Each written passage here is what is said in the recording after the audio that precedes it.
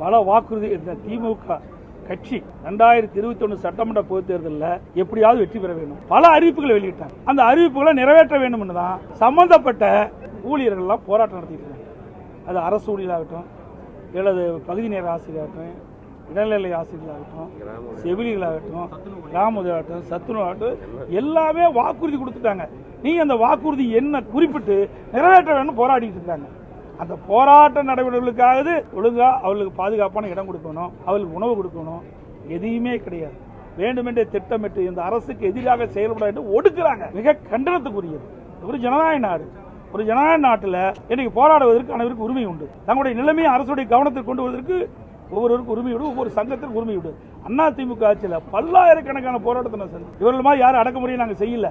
இன்றைக்கு எதிர்கட்சிகள் போராடினாலும் அனுமதி கொடுக்கறதில்ல. அப்படியே நாங்கள் போராடினா எங்க மீது வழக்கு. அது மாதிரி பல்வேறு வாக்குறுதிகளை கொடுத்து அந்த வாக்குறுதி நிறைவேற்றாத காரணத்தினால இன்னைக்கு விவசாயிகளிலிருந்து நான் சொன்ன அத்தனை அமைப்புகளுமே இன்னைக்கு போராட்டத்தில் இறங்கி போராட்டம் நடத்திட்டு வராங்க. அதை இந்த அரசு ஒடுக்க பார்க்குது. ஒடுக்க தான் இன்னைக்கு நீதியம் அதிகமாகுது. இதையெல்லாம் எல்லா அமைப்பை சேர்ந்து புரிந்து கொள்ள வேண்டும். இந்த அரசாங்கம் எப்படிப்பட்ட அரசாங்கம்?